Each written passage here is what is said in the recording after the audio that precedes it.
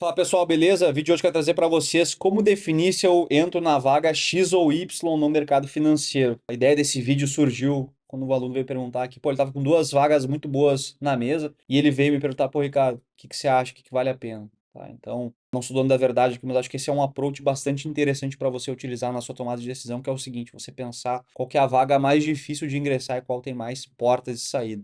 No caso aqui desse aluno, qual que era a situação? Ele tinha duas vagas, estavam na mesa, na mesma instituição, e ele falou que ele teria uma facilidade, uma indicação de alguém lá de dentro, tipo, ó, posso fazer uma indicação para uma das vagas. Uma vaga era na área de crédito e outra vaga era em asset, tá? Na parte da gestão de recursos do banco. Falei pro cara assim, cara, ambas vagas eram de front, tá? Ambas eram muito boas, e ele tava meio que dividido, pô, assim, basicamente as duas serviriam, tá? As duas seriam muito boas. E ele praticamente não tinha uma preferência, tipo, pô, essa ou aquela, ele tava meio que aberto, ele queria uma vaga que envolvesse análise. E eu falei para ele que um approach de você pensar que é interessante é justamente, até por isso que eu falo que é importante conhecer todas as áreas, é entender a dificuldade de você entrar numa posição versus outra. Nessa análise em específico, qual que é o ponto? Se você olha as posições que existem para você atuar no front de uma asset com porte minimamente relevante, sei lá, de um bancão, por exemplo, que o porte era de fato relevante. No front, analisando, acho que era até uma posição de equities, tá? Você compara essa posição versus uma posição de crédito em corporate banking, se você olhar unicamente pela ótica de oferta de vaga, você chega à conclusão que a oferta de vaga na asset é menor. Em tese, se você olhar somente sob essa ótica, você entende que, enfim, vai lá, aula um lá de economia, tudo que é mais escasso é mais valioso. Então, assim, sob essa ótica, se o cara não tem nenhuma outra preferência de dia a dia e tudo mais, cara, eu tenderia, até foi minha recomendação para ele, cara, sob essa ótica aqui, eu acho que vale a pena ir uma vaga mais júnior, a grana não ia mudar muito, acho que era até um estágio. Sob essa ótica, eu no seu lugar, eu buscaria começar na asset, tá?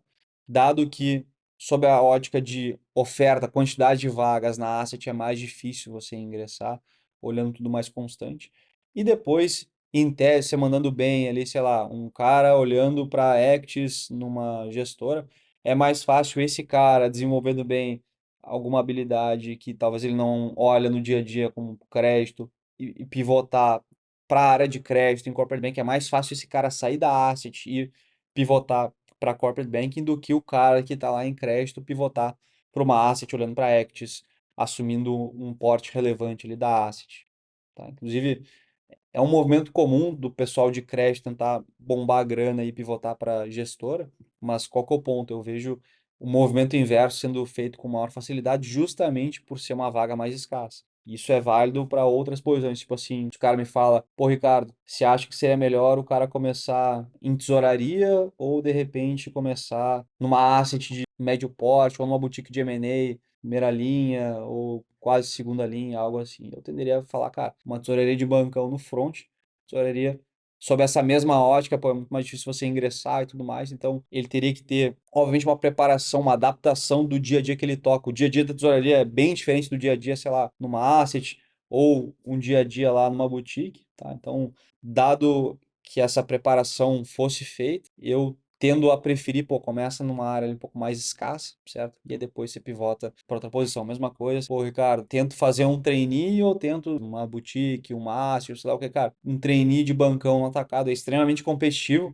para um cara que tá ali quase se formando, recém-formado, eu acho que é talvez a melhor alternativa que existe para o cara começar. Então eu falaria, não, cara, tenta o trainee. Se conseguir no trainee, pô, os caras vão pagar para você aprender, vai estar dialogando diretamente com os executivos do banco. Obviamente tem que mandar bem no trainee, tá? Um risco bem importante de trainee que eu vejo é o pessoal achar que é só entrar no trainee, já era, e esquece do mais importante que é entregar de fato resultado no próprio trainee para ser efetivado numa área boa. Mas assumindo que o cara tá ciente disso, é muito mais fácil depois de rodar o trainee e ser efetivado numa vaga boa, o cara meio que direcionando para onde ele quer, do que ficar um tempo lá na boutique ou sei lá onde, e aí depois vou tentar fazer um trainee, até porque o trainee tem essa questão de uma restrição temporal ali na carreira, tá? Então, essa ótica eu acho que é interessante e funciona para várias situações, normalmente é para o pessoal que já está mais avançado e já está melhor preparado, já está nesse momento aí que eu acho que é super bacana meio que poder escolher o tipo de área que quer atuar. Então, vai muito em linha com aquela estratégia que eu sempre falo que no começo vale você priorizar áreas mais técnicas e instituições maiores, porque é mais fácil migrar dessa posição para qualquer outro lugar do que o inverso. Então é parecido com isso, você entender o grau de dificuldade de entrar em cada posição e dependendo do tamanho da instituição, para depois mais para frente você